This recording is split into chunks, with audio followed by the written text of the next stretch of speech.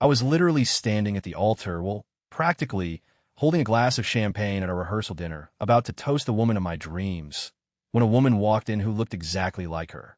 Same face, same hair, but a completely different vibe. And then, the new arrival dropped a bomb that made me realize my entire 5-year relationship was based on a lie. If you think you know who you're marrying, think again. All right, grab a snack, guys, because this is one of those stories that's going to make your jaw hit the floor.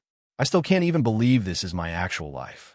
I'm going to use some fake names to keep things slightly anonymous, but this whole nightmare went down exactly how I'm about to tell it. I'm 31, a software engineer, and I do pretty well for myself. About 5 years ago, I met the girl of my dreams. Let's call her Sarah. Sarah was gorgeous, incredibly smart, had a degree from an Ivy League school, and worked as a financial analyst.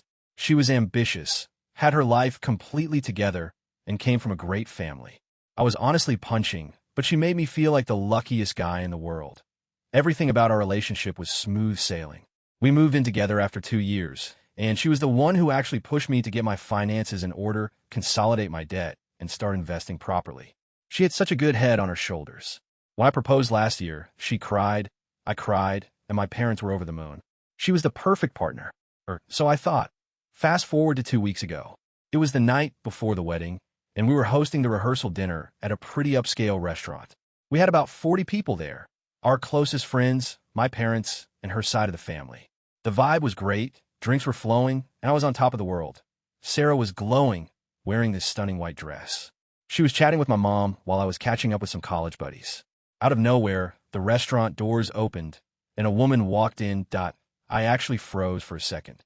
It looked exactly like Sarah. Same dirty blonde hair, same height, same distinct little beauty mark just below her collarbone. But the woman walking in wasn't dressed for a rehearsal dinner. She was wearing a faded denim jacket, jeans, and looked like she hadn't slept in 48 hours. She looked exhausted, pale, and frankly, terrified. There was a dead hush that fell over the room. Sarah turned around, saw this woman, and her face went completely bloodless. I have never seen someone look so terrified in my life. She looked like she had just seen a ghost. Before anyone could say a word, Sarah dropped her wine glass. It completely shattered on the floor, and she practically bolted toward the bathrooms, and my heart was pounding out of my chest.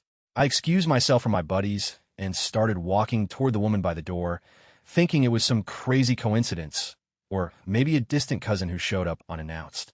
But as I got closer, I saw this woman was crying. I put my hands out, trying to be polite, and said, "Hey, I think you might have the wrong party. Are you okay?"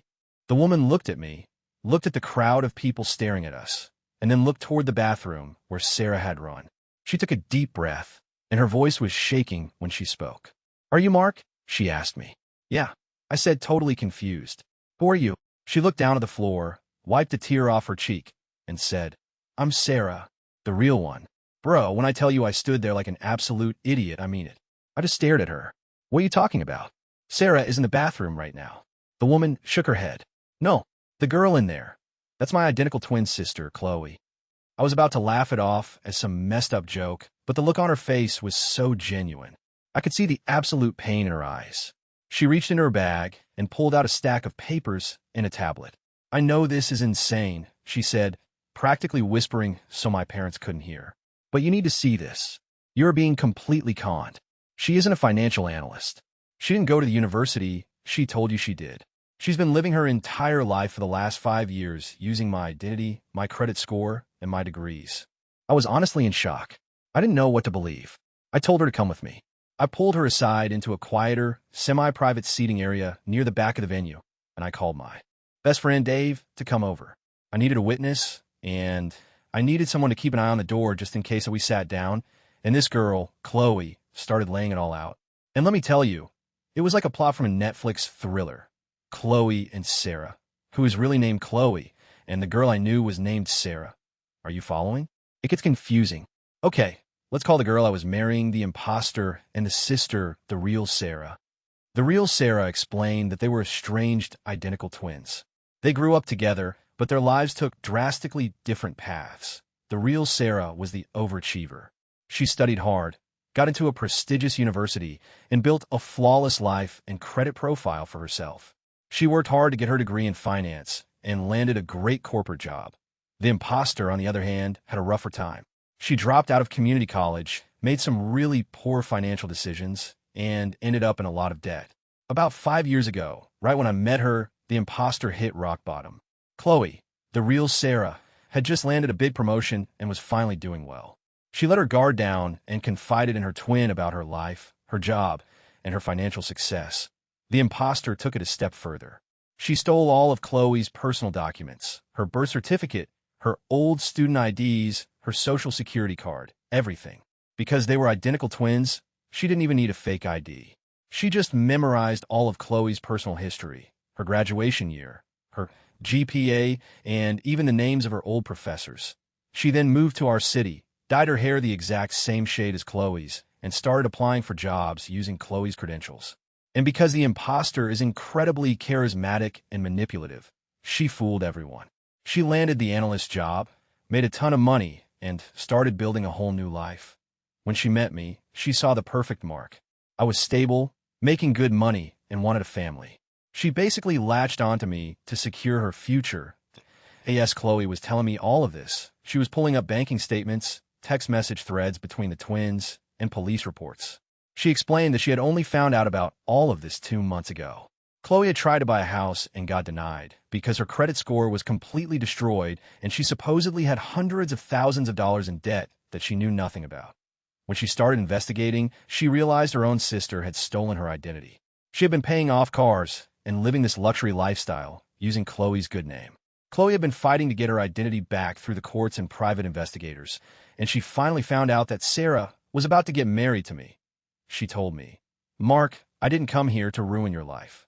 I came here because I found out she's planning on taking out a massive life insurance policy on you right after the wedding, and she's already drained several joint accounts she opened in your name.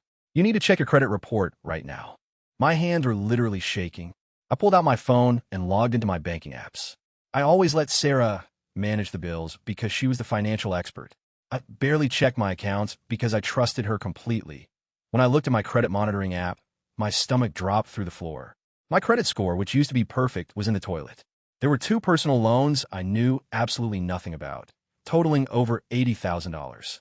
And when I checked our joint savings account, which was supposed to have over $60,000 in it for our honeymoon and house down payment, there was exactly $400 left that I literally felt the blood drain from my face. I felt like I was going to throw up right there on the restaurant floor. It was all real. Everything Chloe was telling me was true. Dave, my best friend, was standing guard and looking at me with wide eyes. "Bro, what's going on? Your mom is asking where you are." I looked at Dave, then at Chloe. I didn't know what to do. I was about to marry this woman the next day. I had dropped $30,000 on this wedding. All my family and friends had traveled from out of state, and I was entirely financially ruined. But then a wave of pure, unadulterated rage hit me. I wasn't sad. I was furious. I had been played for 5 years. She didn't love me. She loved the life she could steal using my success and my good name. I looked at Chloe and said, "Can you prove all of this in front of a room full of people?" Chloe nodded. "I have the police report right here. I have the identity theft affidavits. I didn't want to do this publicly, but she's not leaving me a choice. She's ruined my life, and now she's trying to ruin yours." I looked at Dave. "Go out there. Tap the microphone. Tell everyone that we are making a quick announcement, and make sure everyone, and I mean everyone, is paying attention." Dave looked hesitant. "Mark, are you sure? This is going to be explosive." "Do it," I said. I stood up, and my legs were actually steady. I walked into the bathroom, but the imposter wasn't there. She must have snuck out the back or gone into a utility closet. I didn't care. I walked out into the main dining room, where everyone was eating and chatting. Dave was standing by the microphone near the head table. He tapped it a few times, and the whole room went quiet. "Hey, everyone," Dave announced, looking at everyone in the room. "Mark has a quick announcement to make." All 40 people turned to look at me. My parents looked worried, and her family, the people she had brought as her aunts and uncles, who were actually paid actors or just friends of hers from out of town, looked confused that I took the microphone from Dave and stood in the center of the room. I looked out at the faces of the people I loved most. "I want to thank you all for being here tonight." I started, my voice clear and loud. "We are gathered here to celebrate the upcoming marriage between me and Sarah. But over the last 20 minutes, I have discovered some information that makes this wedding completely impossible." The room erupted into whispers. I could see my mom putting her hand over her mouth. "For the last 5 years," I continued, I have been with a woman I thought was named Sarah. She told me she was a financial analyst. She told me she went to an Ivy League school. She told me she loved me. I paused for dramatic effect. But I just found out tonight that she is none of those things. Her real name is Chloe, and she is an identical twin. But the woman I have been living with, she isn't Chloe. She is an imposter who stole her identical twin sister's identity 5 years ago. You could have heard a pin drop. The whole room was in absolute shock. Nobody moved. She stole her sister's university degrees, her credit score, and her entire life to trap me into marriage. And just to top it off, she has drained our joint bank accounts and taken out $80,000 in loans in my name. Just as I said that, the side door of the restaurant opened, and the imposter, my fiancé, walked in. She had clearly just fixed her makeup, thinking she could just play it cool. She walked into the room, saw everyone staring at her, and said, "What's going on? Mark, what are you saying?" I pointed directly at her and said, "We're done. The wedding is canceled." She walked up to me, trying to put on her innocent face, and said, "Mark, baby, I don't know what you're talking about. Is someone saying something about me? You know I love you." I looked her dead in the eye and said, "Save it." I turned back to the room and said, "I want to introduce you all to the real Sarah." I motioned to the back of the room, and the real Sarah walked out of the alcove where we had been talking. She walked into the light, wearing the faded denim jacket and jeans, looking incredibly sad but strong. The imposter, my ex, turned pale. She saw her twin sister standing there, and the game was completely up. She didn't scream. She didn't deny it. She just dropped her purse on the floor, turned around, and ran out the front doors of the restaurant. She didn't even take her car keys. That is why parents were frozen. Her family, the few friends she had brought who actually knew the truth, were scurrying out the back door. The rest of the rehearsal dinner turned into a total disaster, but honestly, it was the best thing that ever happened to me. The next 3 hours were a blur. I ended up addressing the whole room, explaining exactly what happened, and showing the police report Chloe had brought. My parents were horrified, but they were so incredibly relieved that I found out before we actually signed the marriage certificate. We called off the wedding, obviously. The next day was supposed to be the biggest day of my life, but instead, I spent it at the police station filing reports for identity theft and fraud. And that, my friends, is how I dodged a massive bullet. The wedding was canceled, the cops were called, and my ex is now facing serious identity theft charges. But it got me thinking, is blood always thicker than water, or is this unforgivable? Drop your thoughts in the comments below. I'll be replying to the best ones. Don't forget to smash that like button, subscribe, and hit the notification bell for more wild stories just like this one. See you in the next video.